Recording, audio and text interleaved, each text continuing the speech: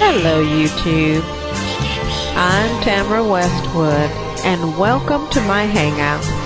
So glad you could join me. Sit back, relax, and engage if you like.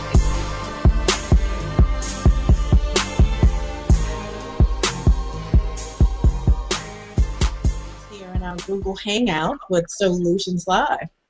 It's good to be back, Tamara. Thank you for having me. I'm glad you could take the time out.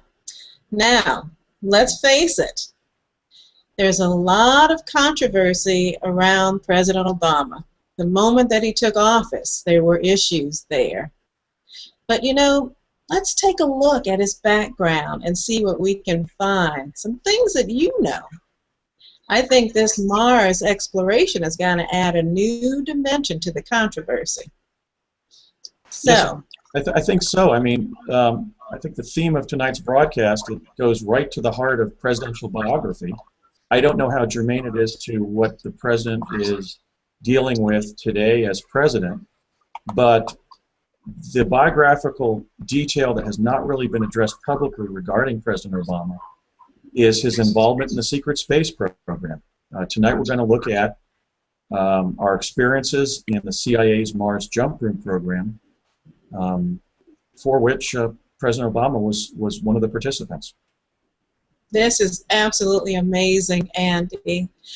Please, before we get into this, because this is a very juicy subject, and it's a topic that's going to take a lot of attention, share a bit about you and who you are, Andy, for those who are listening and who are watching who may not know who Andy Basiago is.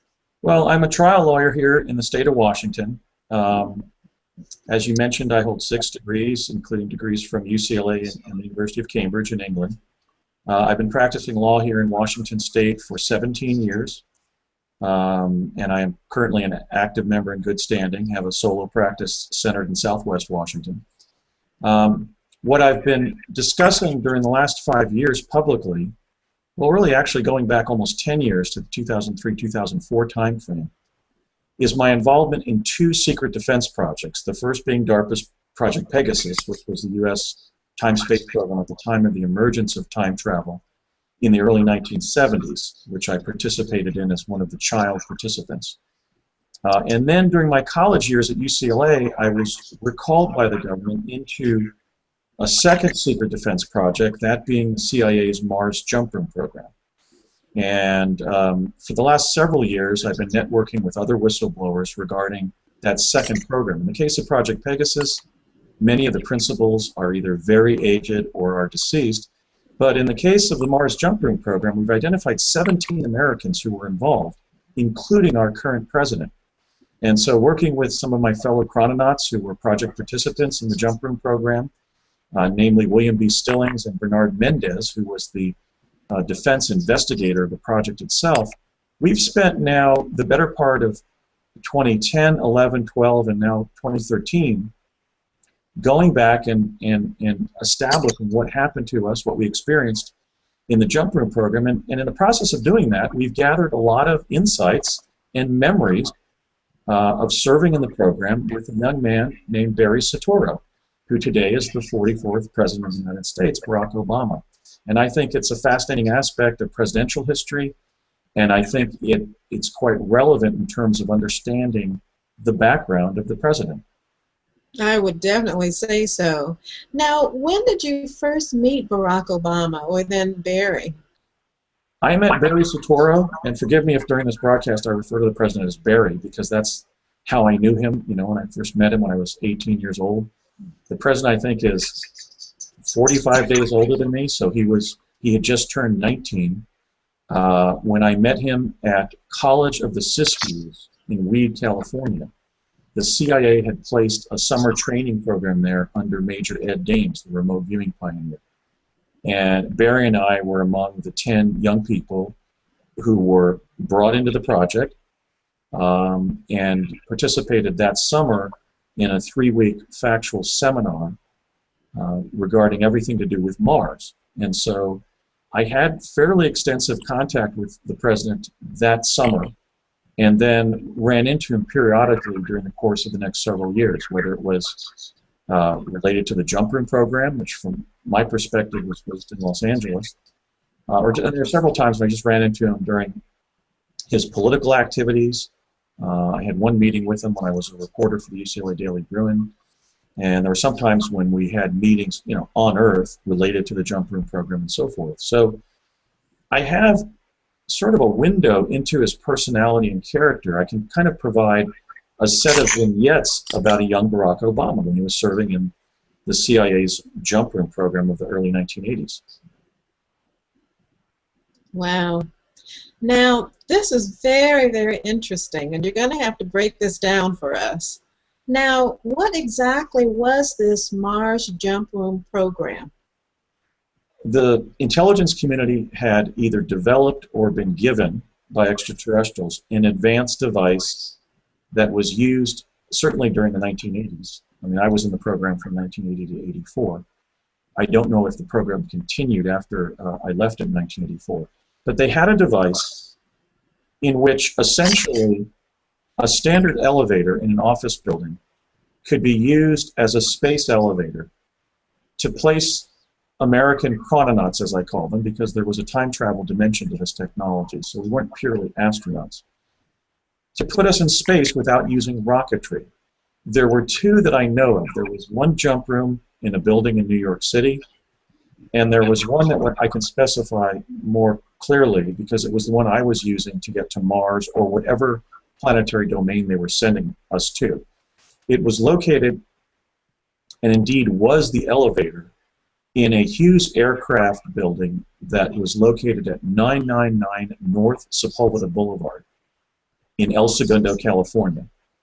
It was literally the elevator for that building. And we would enter on the ground floor, take the elevator to the 5th floor where we would check in. There was a kind of a counter there with one individual employed by CIA. And we would give our name, we would spell our name and then sign it and give our social security number and our date of birth. And then we would re-enter the elevator. The elevator would then go up to the 8th floor of the building and would move horizontally for a period. I think that if one goes behind that building today, one can still see the housing that the elevator was then being locked into. So we had, when we were in the elevator on the 8th floor, we had this sensation of moving sideways for about 30 seconds. Then the director of the jump would be talking to us through an intercom in the elevator and would ask us whether we were ready. Usually you were either by yourself or with one other jumper, because the trip from El Segundo to Mars usually took about 20 minutes, and they were concerned about the oxygen capacity of the elevator. And about 5 minutes after being told, okay, get ready for the jump, the lights would begin flashing on panels at the bottom and top of the walls of the elevator. And about 10 minutes into the jump, we would experience the box-like structure of the elevator morphing into a cylinder-like vessel. We literally then had to right ourselves with our hands and lean against a now circular wall, just as you would if you were walking, let's say, through a water main underground.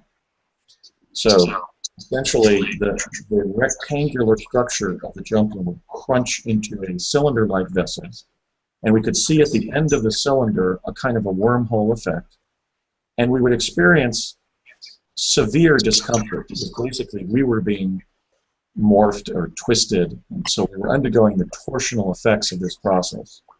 Then, at about 10 minutes into the jump, the box-like structure of the elevator would correct itself, the cylindrical structure would correct itself back into a box, and then after it had fully become the typical elevator shape and size and so forth, about 5 minutes after that, the door would open, and we would step out into an underground receiving area in the jump room buildings that were on the surface of Mars. So we were referring to both the device, the elevator-like contraption, and those buildings that contained those elevator shafts as quote-unquote the jump room.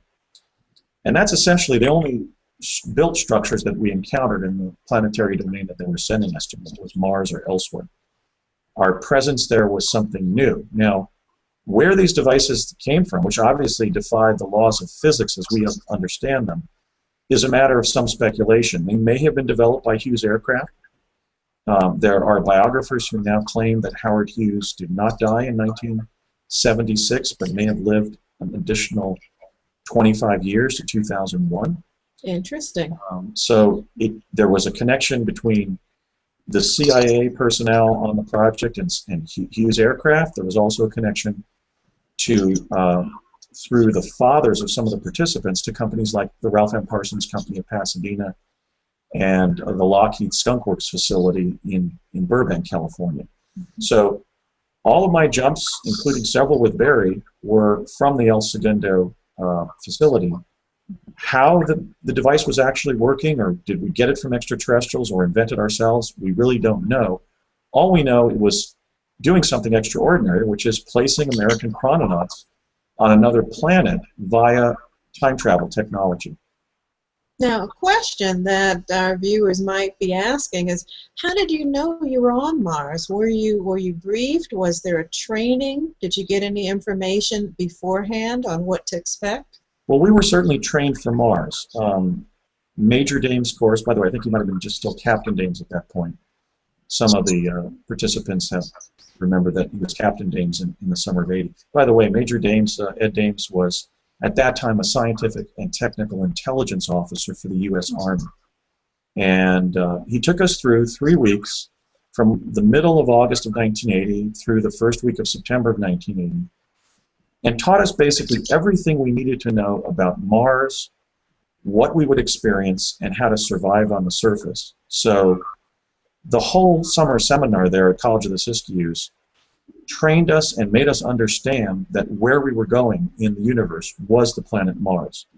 That through either conventional rocketry or extraterrestrial, even Martian assistance, these receiving structures for the jump room had been constructed, and many, many people had gone before us. In fact, Brett Stillings and I recalled that when he was discussing the danger of the program, Major Dames stated, quote unquote, of the 97,000 Americans that we have thus far sent to Mars to settle there.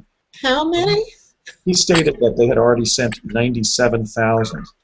And he said that of that number, only 7,000 have survived after 5 years. And now that's contradicted by Bernard Mendez's claim that there were only 4 groups of 10, and that we were actually part of only 40 people who were sent via the jump room program to Mars. But that summer seminar focused on Mars. Mm-hmm. He went all the way through the formation of Mars and different theories of archaeology and so forth, about the prior connection between Earth and Mars, into some of the exobiology of Mars, describing and showing us pictures of the 30 major land animals on the surface of Mars. Animals on the surface of Mars. That's amazing. Well, that's Right. my next question. If we can back up a little bit. You mentioned that a lot of people did not survive. So what happened to those people? Were they attacked by these animals, or what happened? Yes, actually, if we're to assume arguendo that was a true statement and not just something that was given to us to psychologically prepare for going to another planet, which is a fearsome reality. I mean, we certainly all had a dark night of our soul or two, dealing with the fact that we knew we were going off planet, and it was actually will be a landing on a planet, not just going up in a space shuttle and orbiting Earth, or maybe orbiting the moon or what have you. So we were given, part of the curriculum was, we were given information about both the 30 or so land animals and then the 5 or 6 that were predators. And of those 5 or 6 predators, basically carnivores, the ones that if they were anywhere near us, we would not be able to evade. So there was a whole sort of afternoon lecture about the predators that we could outrun, or we could use our flash gun to fire on and chase away, or those that were so large, so fast, and so vicious that we might as well either just sit down on the ground and let them eat us, or at least in my case, I was given a suicide pill. I was given a small cyanide capsule to ingest in the event that I was essentially cornered by one of these inevitably lethal predators. So I think probably the primary cause of the deaths of the settlers on the surface would have been predation, but then there also would have been supply issues. Maybe they ran out of water, or ran out of food and perished. And of course, they were also dealing with fending for themselves against cold night times, very hot conditions sometimes in the noonday sun, and things like falling in ravines and in holes opening up, and the kinds of things that happen to settlers on any frontier. Goodness. Injuring From the sound of it, Andy, it sounds like they were not prepared or given the proper provisions and protection. I think that's true. In fact, one of the things that heightened the existential dread that I experienced on the surface was not merely confronting the fact that we were some of the first human beings to be stepping on Mars, but the fact that the program was so ad hoc and was undertaken under such emergency conditions. In fact, Brett Stillings and I compared notes, and we compared the fact that, or corroborated the fact that both of our fathers had paid their way up to the Mount Shasta region that summer to bring us to the training program with the expectation that they might be reimbursed by CIA. So the program was being launched on an emergency basis, and I felt that our personnel, in fact, were not trained capably enough. And I also felt that I was kind of angry that the CIA personnel I was dealing with, some of these who were career CIA officers who were part of the jump room program and jumping with us, in addition to training us.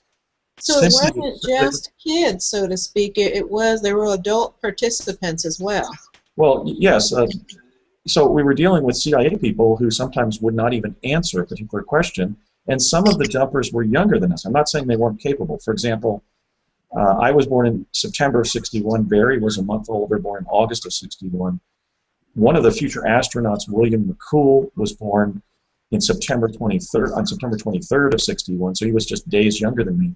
But then there were some younger participants. Regina Dugan was born on March 19th of 1963, so she had just turned 17 in March before that summer.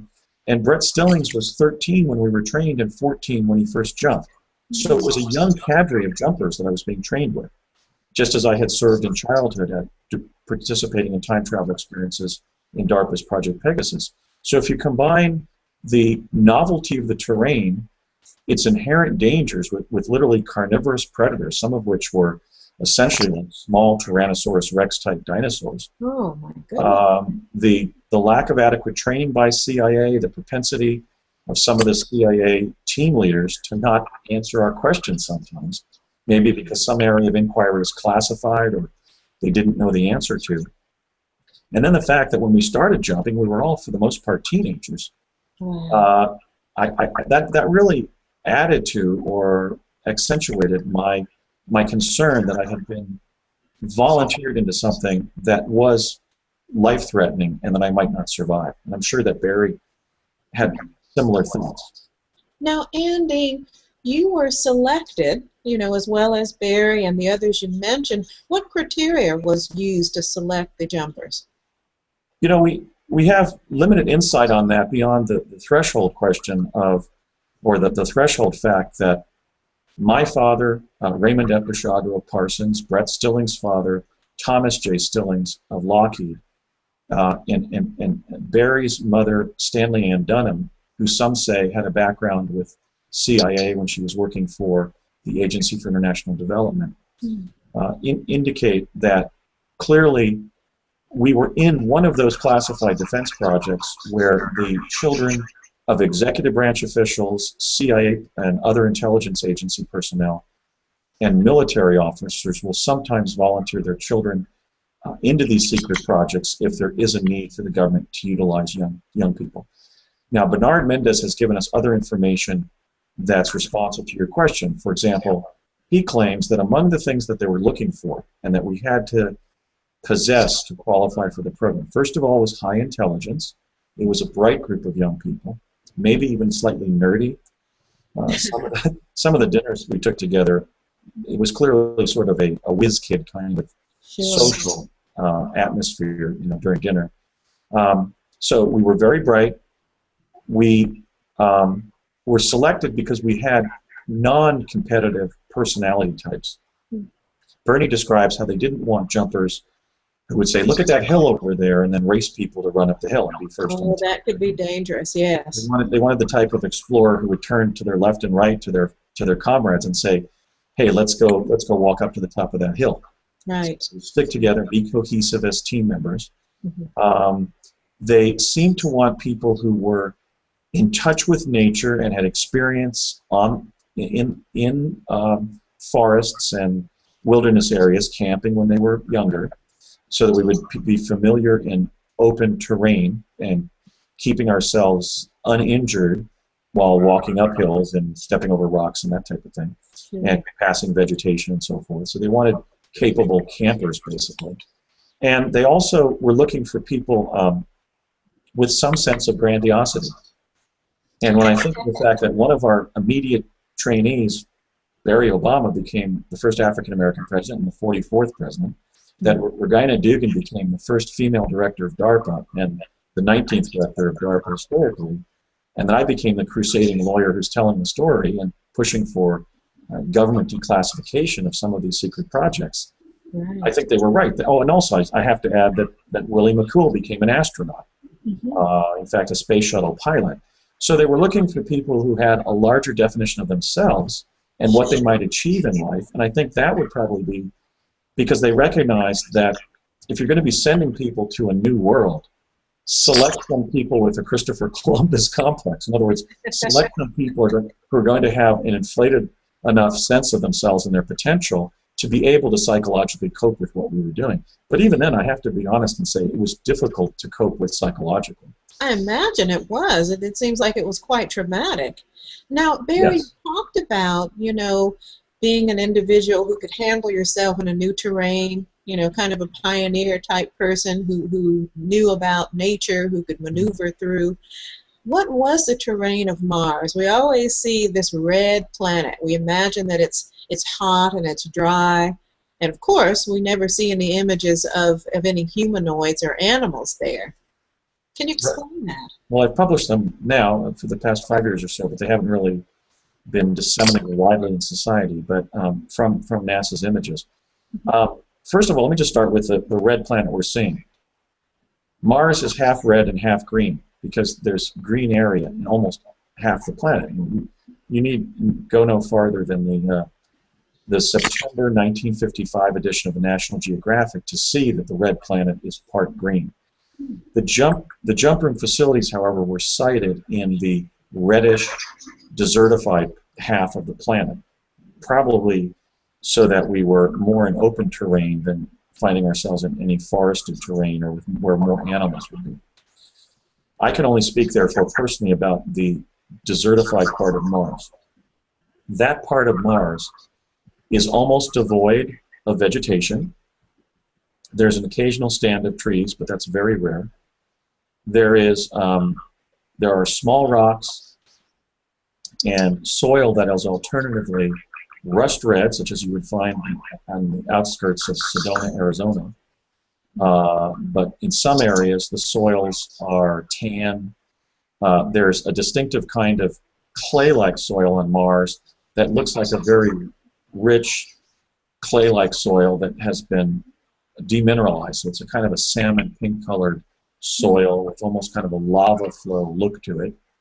So it's not uniformly rust red, it's primarily rust red.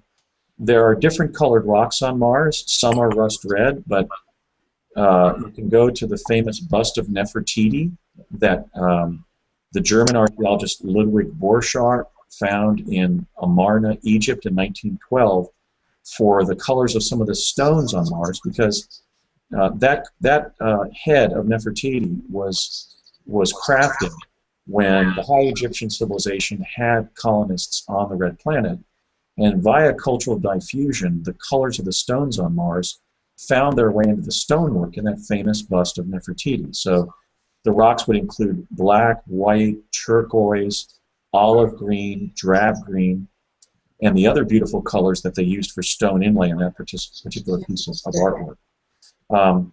There are small stands of water. There is occasional rain on Mars. There are dust storms that will take your life away. In fact, Bernard Mendez and I saved each other's life when we arrived outside of the housing for the jump room. In fact, there wasn't even any jump room around us. We were just cast on to the surface like a pair of dice in a dust storm that was so severe that just talking to each other made us literally have to go and clean out our mouths with our fingers, with the dust that was flying in and sand that was flying into our mouths when we were trying to talk to each other to get back to a jump room. So Mars is essentially, in that part of the planet, it's a desert planet. If one was to, let's say, go to the Anza Borrego Desert of east of San Diego and remove about 90% of the larger plant forms, the larger forms of vegetative life, it would be very much like that. You're going up and down different hillsides. There are ancient ruins on the surface.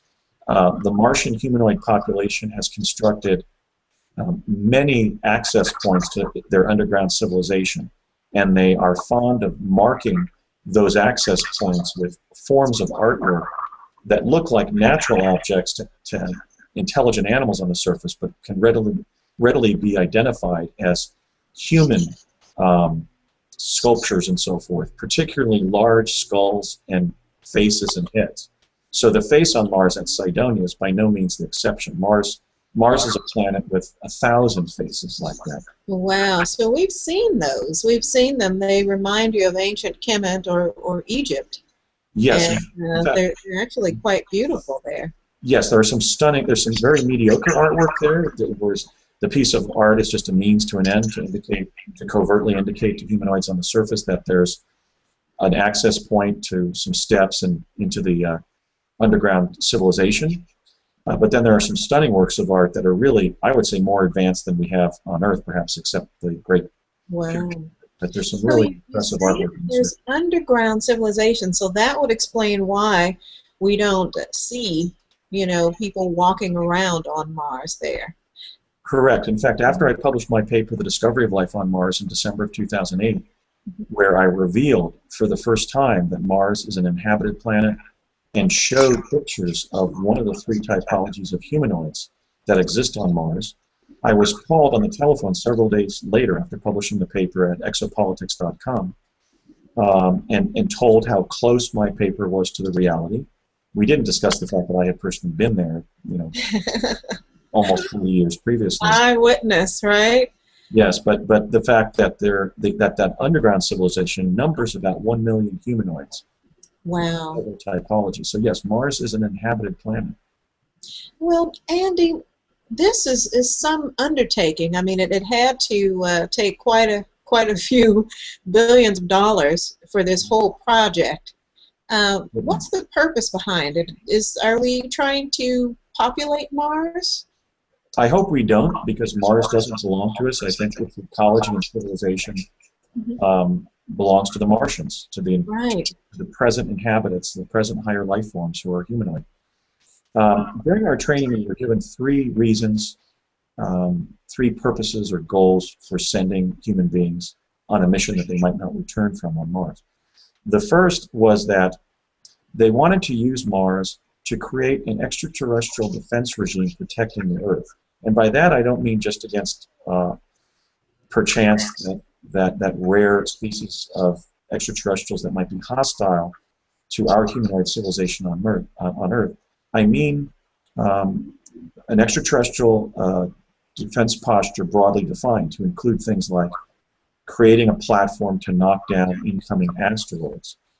Graham Hancock has written an excellent and important book called The Mars Mystery, where he narrates the damage that was done to both Earth and Mars by the last great entry of space debris into our solar system around 11,500 years before the Common Era.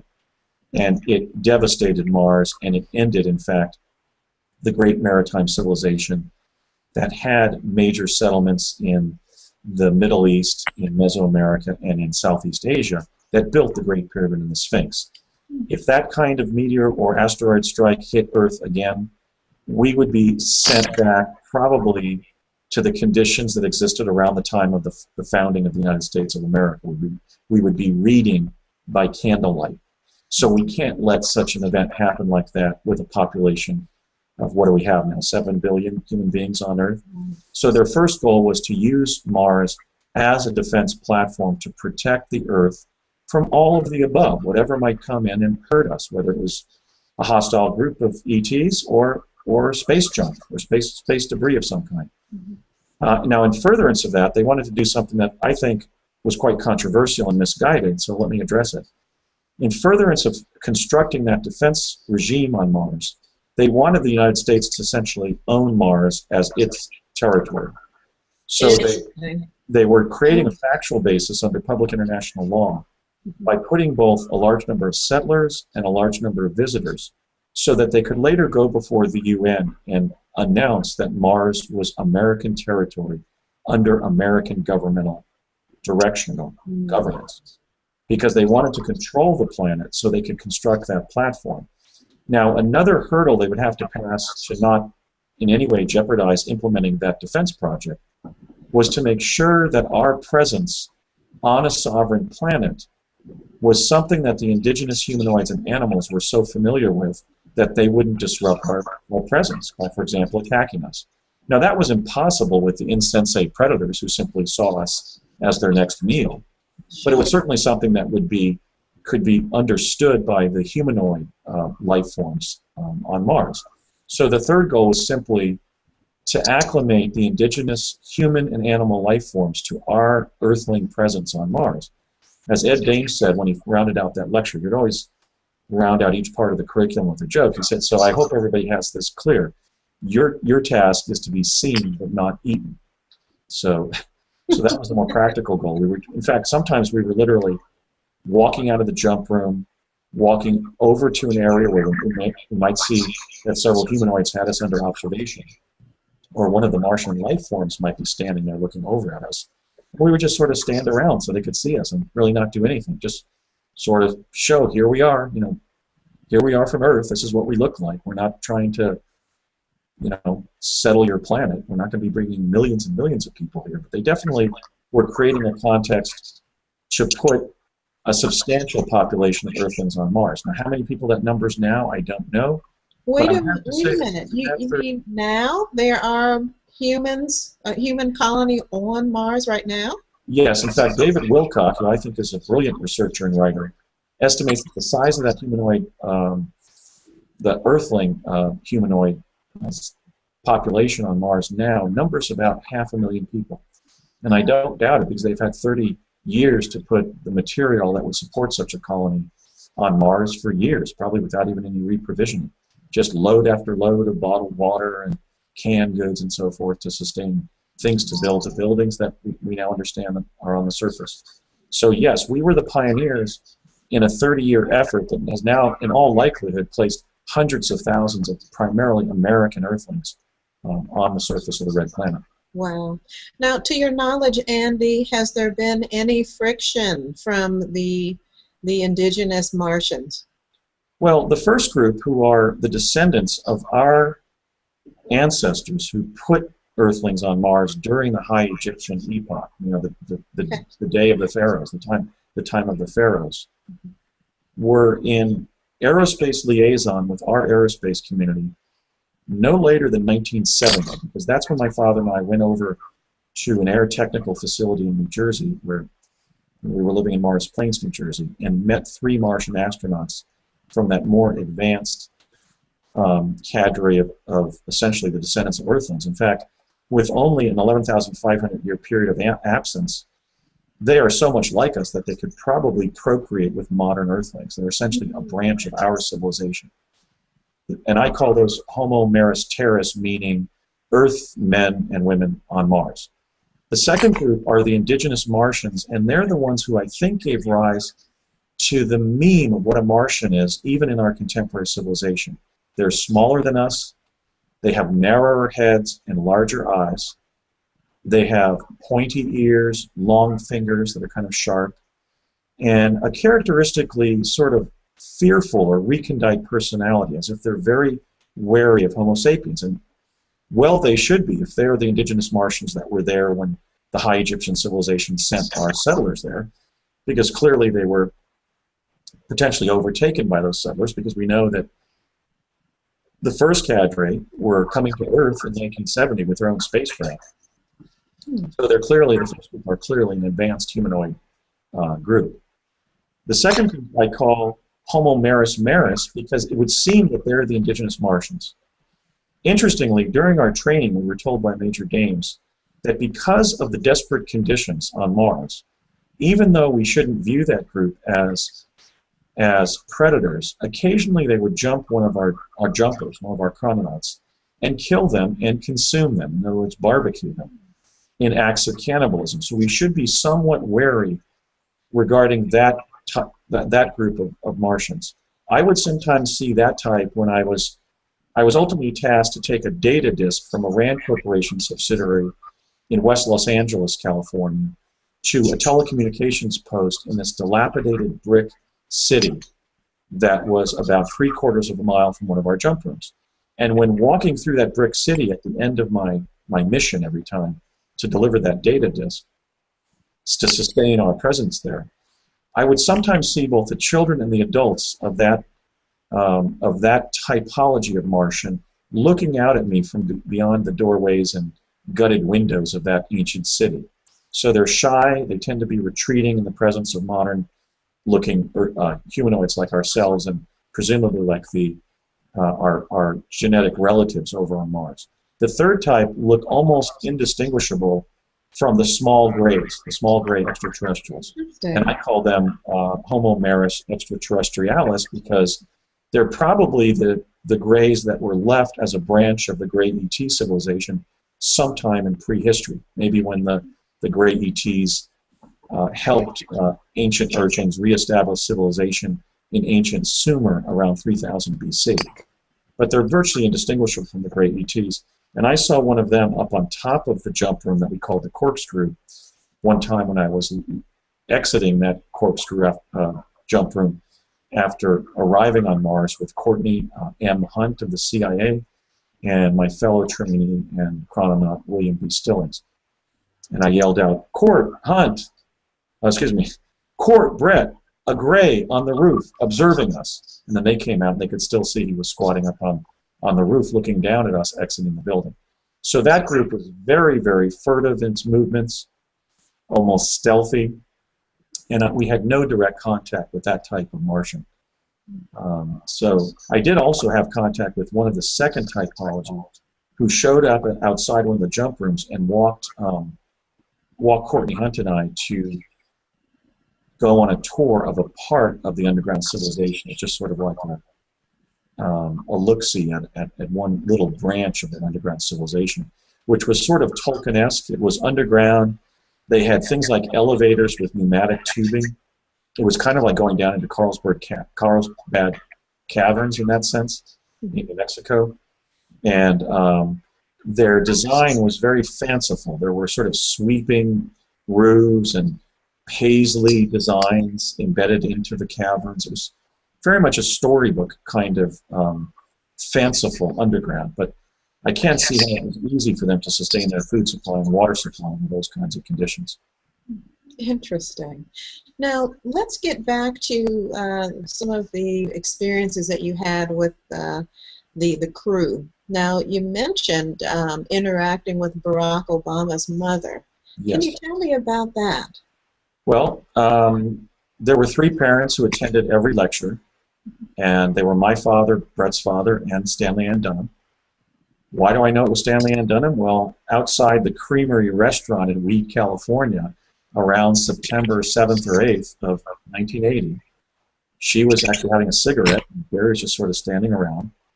And I said, I don't believe Barry gave me your name. And so I went over and greeted his mom, because they were sort of auditing the class, sort of sitting behind us during the lectures. I would be sitting maybe 3/4 of the way back in the center of class, and Barry was over on my right, maybe one desk forward, and then William Stillings was sitting behind Barry, and then our parents were behind the 3 of us. And so she said, Stanley Ann Dunham. And I said, oh, that's an unusual name for a woman. My brother-in-law's grandfather's name is Doris. Okay. Because they had liked the name, or they wanted a girl. And I said, how are you named Stanley, which is usually a male name? And she said, oh, my father wanted a boy, and they liked the name, and he's Stanley Armour Dunham, and so I was named for my father. So sometimes I'm called Ann. And we had also had more extensive contact with her than just sitting there, when she gave an afternoon lecture on cross-cultural communications. And in that lecture, she described how she knew more than the average academic or foreign aid official about cross-cultural communications, because during her life she had married gentlemen variously from Kenya and from Indonesia. And so she drew on her personal experience as an American woman married to men from other countries to talk about cross-cultural communications. And she was essentially preparing us for the eventuality that we would have to communicate on the surface with Martians. With Martians, right. It was an excellent lecture, and I can see how she later went on to earn a PhD at the University of Hawaii at Manoa. I mean, she was a very gifted intellect, and it was a fascinating lecture. So that was the extent of my interactions with Stanley Ann Dunham, but she was a brilliant woman, very friendly. She had a trenchant sense of humor, so every once in a while she would chime in during the lectures and make a joke, just as Brett's father did. My dad was a little bit less comedic, but you know, she would. It was a very enjoyable class. It was fascinating, but it was overhung by periodic panic attacks and dread. Typically, we would have beer keg parties at night where we would just talk rapidly, downloading what Ed Dames had covered in that day's class. Mm-hmm. You know, because we were being prepared to go to another planet and maybe not come home. Wow. So it was an extremely excellent lecture series, and Stanley Ann Dunham's lecture only improved it. But at the same time, it was all sort of terrifying. Sometimes I would sit there in my chair and go, like, you know, I can't really believe that I'm enrolled in this. You know, what is my dad getting me into? But I'd had experiences where he had also involved me in the activities of the technical community. So I realized that I had a special destiny. I might as well buck up and go. And I went. And as did all the other trainings. Now, during your involvement in the Mars Jump Room project, what were your interactions with Barack Obama? When I look back, they were extensive, and there may have been a presidential angle on that. So it's very complicated. So let me just answer your immediate question, which is my interactions. First, I met him in class. The first time I remember saying anything significant was we were walking out of class, and Barry made a very intelligent point that I think was kind of on the mind of many of us, and he walked alongside me as I was walking to my dad's car with my late father, and he said, you know, sometimes I can't even believe what we're doing. We're going to be doing something that either no or few human beings have done in the history of our planet, for all we know, and that is go to another planet. And I said, I know. I'm always thinking about how it's going to feel with my feet, you know, upside down, realizing that the earth is over my head. And he said, I know, man, I can't believe it, but we, you know, we're having the opportunity in this period of human history to do it. So we might as well go, right? And I said, yeah. You know, we're being given the opportunity to be astronauts, basically. Secret astronauts, but astronauts nonetheless. So that was the first time I met him. And then later in class, we were going into class, and we just, again, commiserated about some of the course material. And I said, listen, man, what's your name? And he said, Barry. And I said, what? Barry what? He said, Barry Satoro, which was his Indonesian surname. And I said, oh, the cadence of our names is kind of similar. My name's Andy Basiago, Barry Satoro, pleased to meet you, now, you know, formally. Now, that was maybe in the first week of class, those two discussions with Barry. We then got to know each other in class. I remember he had a great sense of humor. Every time Ed was making one of his kind of sick jokes, I remember seeing Barry kind of doubling over at his desk laughing. So I could see he had a really good sense of humor. And at one point, about 2.5 weeks into those 3 weeks, now this is where the story gets complicated.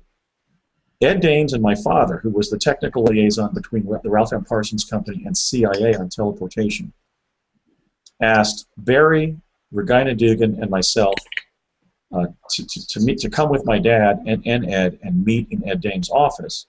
And they explained that we had been selected to write, each of us to write a thesis utilizing about 4 inches of French intelligence documents pertaining strictly to the humanoid civilization on Mars, and spent several months in seclusion there writing our thesis about whether or not the Martian humanoids population presented a threat to our humanoid civilization on Earth, or it could not be determined. So there were three thesis answers we could give and then have to defend. That was being done throughout the intelligence community. In fact, Bernard Mendez said that that threat assessment regarding the Martian humanoid civilization ultimately went to about 10,000 pages, and presumably our theses would have been in that document. My French at that point was minimal. I had done 2 years of French in junior high school, 2 years in high school, and I was only able to decipher about 25% of the document, primarily by identifying Latin and Greek stems in French and basic cognates in the Romance languages. And I knew a little bit of Spanish at that point as well, having studied it poorly in my first year of college. So I was deciphering some of the French just based on cognates with Spanish, but I didn't really know everything the documents were revealing. Now, how did they embed several months of working on that threat assessment into a 3-week course? What they did is have us teleport to the beginning of the summer. And Ed said, facetiously, he said, "I know you do because I greeted you there." And we said, "When?" He said, "The beginning of the summer. I've already met you 3. So you're going to meet me, but right now, as I'm telling you in real time, as I'm sending you there at the beginning of the summer, I'm now sending you on a mission where I've already received you." And so we then spent several months sequestered in the dorms there at College of the Siskiyous. Later, a group of us would calve off and stay at the Finlandia Motel in Mount Shasta, California.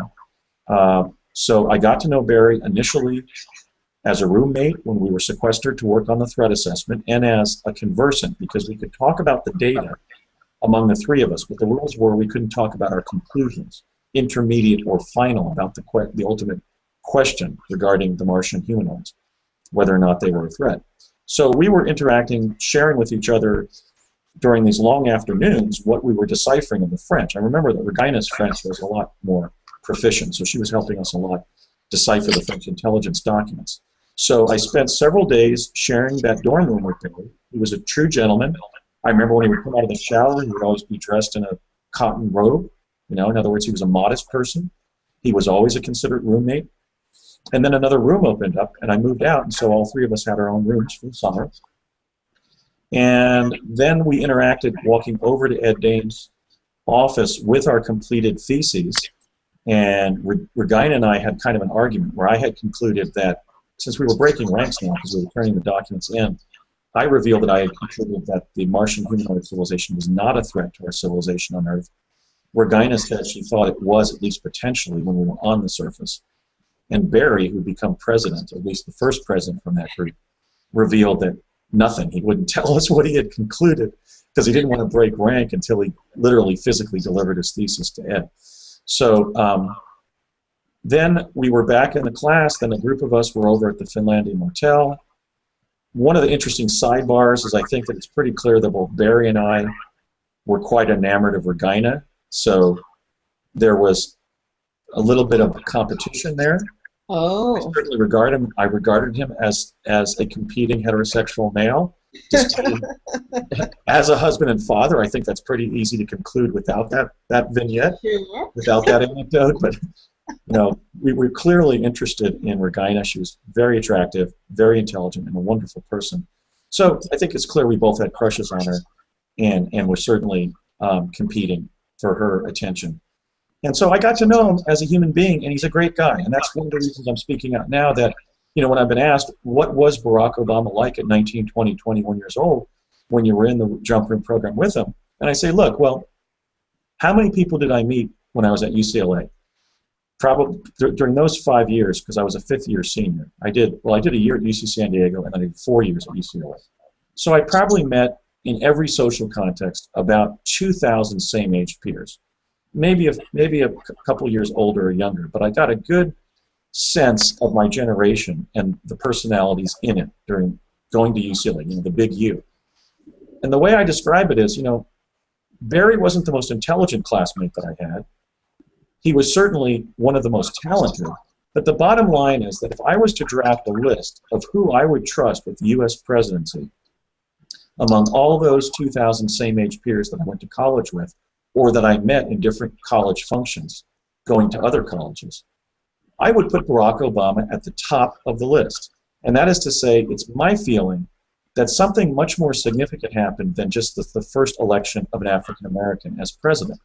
I think that despite the bitterness and unfairness with which people respond to public officials in this era, where there's a lack of respect even for the quality people in government, that the American people did something very organically healthy when they elected this man our president. He's an exemplary individual. Certain things I look back that he did that were so unusual but go to his ultimate character. Let me just give you one example. When we were at parties and somebody would say something bigoted regarding anybody's indelible characteristics of any kind, from being a person from another race or religion to somebody having a speech impediment or something, if anybody ever said anything bigoted, Barry wouldn't say anything, but he would sharply turn his back to that person and shun them, basically communicating the message, why are you shunning this person? Here's what it's like to feel shunned. And he would literally turn his back on the person. Okay, so I noticed that. I saw that happen, not in regard to myself, but a couple of times sort of in the beer party type setting. I also remember that unlike a lot of politically active people and intellectuals, the understanding of the world and life and political philosophy that Barry was pursuing at that age did not involve any egoic projection on his part. In other words, he was studying what other people thought about moral and political issues before reaching his own conclusion. Now that's good and bad. It might involve a little less passion in terms of ideology, although he certainly has been a speechifier regarding his ideology as a candidate and as president. But what I mean is he was studying what the appropriate positions were as much as arriving at them just through his own exercise of his own mind or argument. That was very clear. We had many, many political discussions because we were both political animals. I wasn't involved in student government. I'm not sure that he was either. But I was certainly both writing for the Bruin and writing for other publications in LA. I would later meet him again in LA as a result of his activism trying to end apartheid in South Africa. But Barry's high intelligence combined with his humility, I think, made him an excellent trainee for the presidency. In other words, during those years after whatever age he arrived at the desire to become president, and certainly with his foreknowledge from the CIA that he would win when he ran for president, I think he really did his homework. He was also being given papers. So, for example, during those several days that we roomed together at College of the Siskiyous, he showed me some of the policy papers that were being forwarded to him. I remember one of them was a paper entitled The U.S. Presidency in the American Constitutional System. And if I'm not mistaken, it was written by Dr. Lawrence Tribe of Harvard Law School, who would go on to be one of Barack Obama's law professors, and somebody who has said that he was in the top 3 of all time of all of his law students. Now look at that statement. Dr. Tribe of Harvard, somebody who's been named as a potential Supreme Court selection, describing Barack Obama in a 40-year career at Harvard Law School as one of his top students. That's what I want the American people to know about the individual that they selected. It was an excellent selection. So it didn't just go beyond the legacy, the persisting legacy of slavery and Jim Crow, but in opening up more of a diversified field of potential candidates for the presidency. But it was a fine selection on the merits, and that's never discussed. We've had some good presidents, some mediocre presidents, and some bad presidents, and I think in terms of his inherent talent and intellect and morality, Barack Obama was a superb choice by the American people, because I had the privilege of being a colleague and certainly a friendly acquaintance of Barry's when he was just a young man, and he was a great guy. We all liked him. One of his great skills that I remember is in that kind of college party setting, he was the most persuasively likable person you could meet. He always made the other person like themselves or feel better, and he was always very charismatic in that one-on-one or one-on-two kind of setting. He just put the rest of us to shame in terms of being a natural politician, a naturally likable and thoughtful individual. And so that's the Barry Soetoro, as he was known then, that I knew. And I think it was a great thing that he was elected president, not simply because it broke the color barrier in the White House, but because he was elected. And that's something that that's a major point that I want to make. Oh, I'm so glad that you brought that up. You know, there's been so much negative press about our president of late, and I do appreciate that statement. Now, speaking of the presidency, I hear that it was pre-spoken, that somehow someone peered into the future and stated that Barack Obama would be elected president. Yes, and indeed myself. So this gets even more complicated. You have to remember that when the Mars program was launched in 1980, you know, the U.S. had been working on time travel for almost 15 years.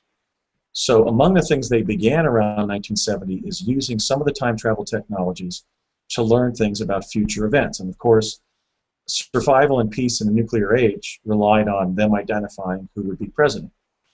And what happened during the Jump Room program is germane to the way in which time travel related to the U.S. presidency. Tamara, do I still have your signal? Tamara? Yeah, I lost you there for a second. Looks like there was a little bit of a glitch, but I'm here. Transmission glitch, yeah. Can you hear me? I can hear you just fine. Great, great. Something that happened, a couple things that happened during the Jump Room training in summer of '80 articulate or evidence the way that time travel relates to the U.S. presidency, which has been a major part of my truth campaign, because certainly the framers of the U.S. Constitution could not anticipate that quantum access provided by time travel technology being possessed by agencies that hadn't even been created yet, like the CIA, created, of course, in 1947, not in 1787, have affected the way in which the permanent government, the permanent secret government, has been related to future presidents. So let me describe what happened during summer of '80. Barry got up, he was sitting in front of us, he got up to talk to Major Dames, and Thomas J. Stillings leaned forward into the aisle between Brett and his dad and myself and my late father, and said to Brett, he said, "Brett, how do you feel being in a Mars program like this with a future president?" And nodded to Barry. And before Brett could look back from Barry back to his dad, my dad leaned forward in the aisle between our two rows of chairs and thrust out two fingers and looked at me with his eye twitching and said, "Two future presidents."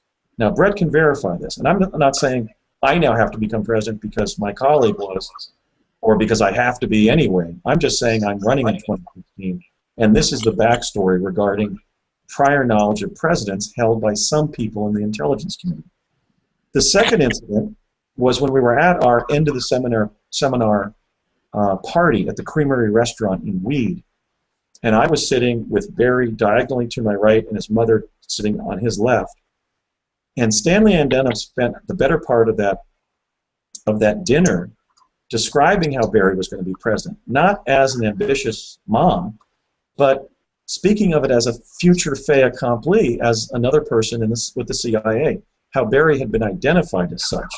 And during that discussion, Stanley looked across at the table when I said, you know, it's going to be an auspicious thing when you're president, Barry, as if perhaps I will someday have the same privilege. And she winked at me. Okay, so I don't know what that meant, but we know to a minimum that one of the young men being identified by the CIA people who were auditing the seminar, that summer class, were aware of the Obama presidency, that Barry held this particular destiny, indeed was already being forwarded readings to start building his understanding of presidential issues, which is what he had described to me. The third time I had an encounter with a young Barack Obama and his presidency was discussed was in a completely different context. I had been having a discussion on Bruin Walk on the UCLA's Westwood campus with a white South African anti-apartheid activist who was pamphleteering there on Bruin Walk regarding divestment by the University of California from South Africa as a mechanism for defunding of the apartheid regime. And I was discussing some of my ideas about the role that the transnational corporations would have in the future, because in this person's discussions with UCLA students who were stopping by his table, he was talking about going after corporate investment in South Africa. So we were talking about the impact of corporations on society. And I was sharing some of the things I was reading around that time. I was reading the works of Scott Nearing, who was not just a socialist, but sort of a futurist regarding creating possibly a large pro-social corporation, a social service corporation. And I had just interviewed fairly recently, in October of '81, I had interviewed Buckminster Fuller around the time that Fuller was writing his book, Grunch of Giants, which is about the transnational corporations and whither they were tending as a reality in our lives and in international society. And he said, you know, I have a house guest who would be fascinated to learn about your meeting with Buckminster Fuller and what he had to say about the corporations. So I drove with this complete stranger. It was the only time in college that I got into somebody's vehicle from campus, you know, a stranger's vehicle from campus.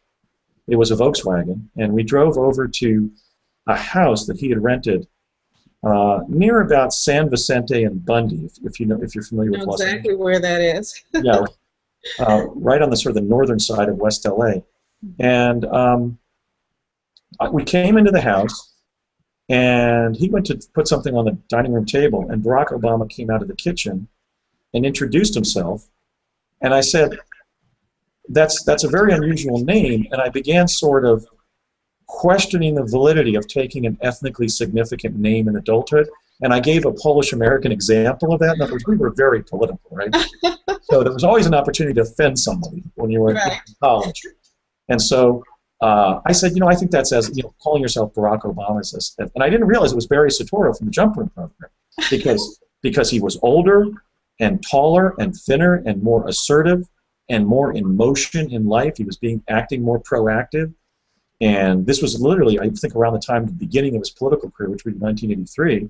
And he gave me a different name. So I thought I didn't even think about Barry Soetoro from the Jump Room program, although right when his friend turned away, Barry looked back at me and said, we know each other, don't we? And I said, I don't think so, because I didn't realize it was Barry from the program, because he said his name was Barack something. So I was kind of teasing him, or sort of challenging the authenticity of changing your name to add a cultural depth to it, as it were, cultural significance to your background. And he said, no, and this, I think, goes to the birther controversy. He said, no, man, that was my father's name. He was from Africa. He didn't emphasize it that way, but he said he was from Africa. He was Barack Obama Sr., and I'm Barack Obama Jr. So in that offhand way, when he was referring to his identity as his father's son, he distinguished the fact that his father was from Africa and implicitly that he wasn't. Another thing I might add as an attorney is something about the birther controversy that really bothers me is when you're trying to prove a ministerial act, like a wedding, marriage certificate, a death certificate, or a birth certificate, the best evidence rule obtains. In order to prove it, the first document that the court must rely on is the certificate itself. Now, when the best evidence cannot be entered into evidence because it doesn't exist or it can't be found, the next best evidence is the most probative of what you're asserting. Now, what's the next best evidence in the Obama birther controversy? It is clearly the ancient document of the announcement in the Honolulu Advertiser about the birth of President Obama to his parents. That comes in as an ancient document, as an exception to the rule against hearsay. It even trumps what a relative of his would have said in Kenya after he became president, because clearly a 40 or 50-year-old document, and literally an article in a newspaper, has more probative value than something that a relative may say in Kenya to establish that they're not just related to the American president, but that he's a fellow Kenyan.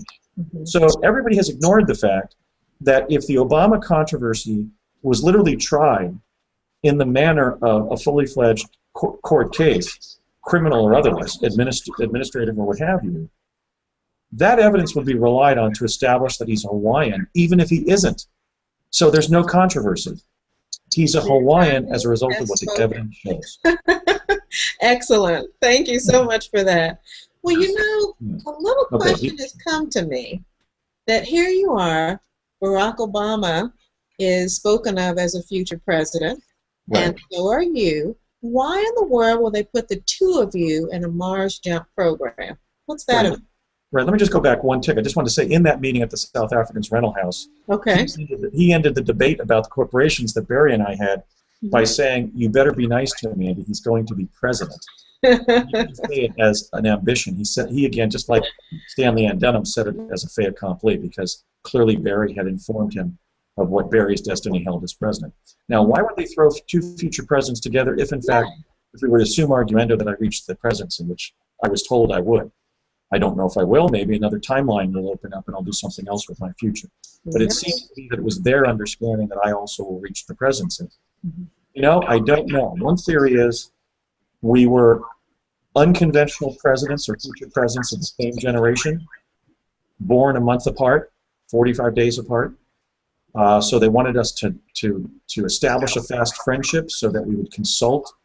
There would be a foundation for a friendship to exist there, so we would be able to consult as either consecutive or just myself as a later president, with Barry as presumably a living former president.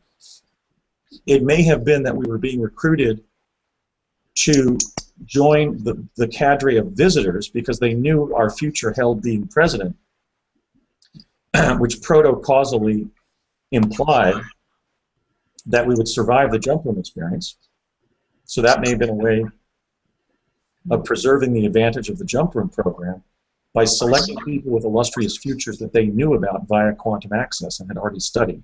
They had identified, for example, future presidents, probably other principal political leaders, cultural change agents, and so forth, your Bill Gates and so forth, technologists. So they may have just been working from the CIA's quantum access data regarding the presidency and said, wait a minute, if we put Andy and Barry in the jump room program, they're going to live because we have the forward intelligence data regarding their futures as president.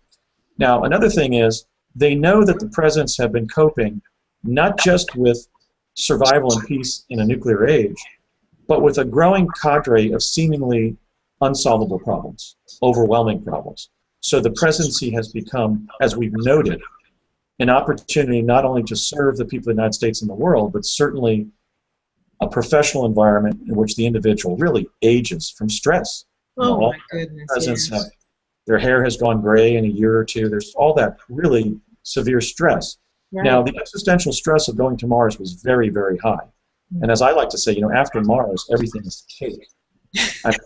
I enjoy just reading a newspaper in a coffee shop as a kind of like a blessing, because I was on another planet where I could have been eaten. So getting up and resting in bed on a Sunday morning becomes something sacred. And so maybe they put us on Mars, not so much to be in the program together, but they were putting future presidents in the program because there is such really hellacious stress in the presidency. So maybe they were acclimating us to that level of stress. I don't know. Maybe there was going to be some Mars liaison activity during our presidencies. I've certainly started that process by showing humanity that Mars is inhabited, both in my paper, The Discovery of Life on Mars, published in 2008, and in the ongoing findings of the Mars Anomaly Research Society.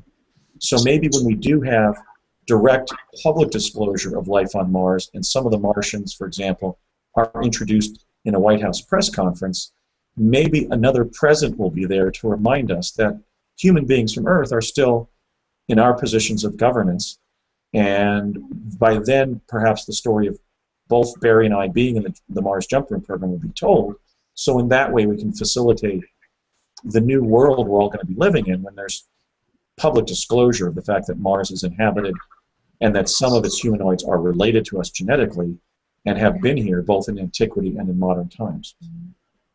Now, when did your activities in this truth movement cause Barack Obama's involvement in the Mars Jump Room program to be known? Right. He actually has commented in sort of a covert way, kind of a quiet. So let me explain that. Again, it's sort of complicated. I appeared with my fellow chrononaut and Mars explorer William V. Stillings of California on Coast to Coast AM with George Norrie on November 10th of 2011.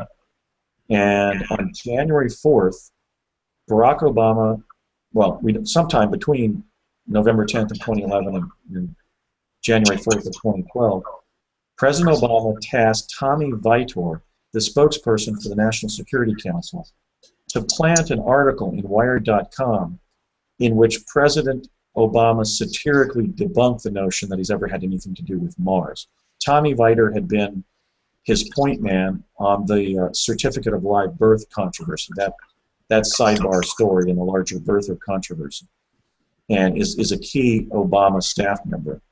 indeed, I mean, who's on the Security Council? What, the President, the Vice President, the Secretary of State, Defense, the National Security Advisor, the Assistant National Security Advisor. It's a small cadre of top executive branch officials, including the President and Vice President. So the fact that he had the spokesperson for the National Security Council strongly issued the denial of our claim, which it hit the major media. It was featured on MSNBC, where curiously Brett Stillings and I were identified as retired government employees, although we were never employed by the government while serving on the jump room program. We weren't even given a salary or GI benefits or anything. So it went on MSNBC. It was picked up by a couple of other online journals, a couple of other major periodicals, in which the president was satirically saying through Tommy Vietor in Wired.com, not in a presidential statement from the East Room of the White House or something, that the only time he's had any contact with Mars is when he was watching Marvin of the Martians with his daughters during Saturday morning cartoons. Okay. So what he did was he didn't acknowledge, he didn't address whether or not he was in the jump room program, but what he did is issue a comedic statement that he had never been to Mars, that it makes the Obama on Mars story look sort of farcical. The problem is that they were deceiving the American people when they did that, because I was not, in later years, even though our co-trainees didn't do all of the same jumps together or missions on the surface together, I later encountered Barry in the jump room in El Segundo. I went up with him a couple of times. I went up on a staggered basis with teams of people a couple of times when he was the team members, where we would wait for 5 minutes on the surface until another, or no, it was 15 minutes on the surface until another 2 jumpers came through from El Segundo. I was on several team missions with Barry and with Bernard Mendez serving as team leader, just as Courtney Hunt had been a team leader with Brett and I. In fact, my favorite vignette of Barry on the surface is I was sitting on a wall looking out at the horizon of the planet, which is smaller looking because Mars is only 40% of the volume of Earth. And I watched him walk all the way in from the horizon, and he finally saw that it was me, and we just smiled at each other. I just kept on smiling, waiting for what he would say, because I wanted to get his take on how he felt now that we were jumping. He looked over at me with an air of resignation, said, "Well, now we're here," as if, yes, we were basically being brought into something pretty miserable back in summer of '80. So we interacted on the surface to that level. We were pretty much just doing the things that Bernard was asking us to do. I remember one time we began digging with a shovel and went down about 6 feet and hit metal. I don't know if it was a buried metal object or that Mars is a metallic planet covered with 6 feet of dirt. We went up. One of the times when we went up as a team of people in groups of jumpers, staggered groups of jumpers. We walked over to a ravine, and I remember Brett and I went over and stood near Barry, and he was looking into the ravine. So I think, again, among his virtues is he's a very calm person. He's not that emotional. He's a deep person. So I think he was experiencing some of the same sort of strange existential thoughts and sensations that I had. It was strange to be on the surface of Mars. Somebody mentioned that the planet obviously has a different resonance that would be different from the Schumann resonance that we have here on Earth. So even your own cells in your body will feel different. It certainly did. Certainly. So, there were times when, even though we hadn't been teamed, we were sometimes teamed with Bernard, and we're talking to each other and Bernard. And then there were times where there were maybe 10 people would go up in staggered groups of 2, so it would take about an hour and a half for everybody to get up to the surface through the jump room. And then we would walk around as a group of 10 or so, or 8. So he was in some of those with me, but we weren't always doing the same things with the co-trainees. So we got to know him a lot better during the training, certainly, than during our experiences on the surface. But he was on the surface, and we have 3 witnesses. I mean, people are convicted under, people are given the death penalty and jailed for life every day in this country based on the testimony of 1 person or 2 people. Sure. Here we have 3 people who live in 3 different disparate states in New York, California, and Washington State, of different ages and backgrounds and professional background, who insist the truth, which is that Barry was also on the surface of either Mars or whatever planetary domain they were sending us to. It certainly wasn't a virtual reality of any kind or some Earth location. I mean, we can clearly see the Martian moons, Phobos and Deimos.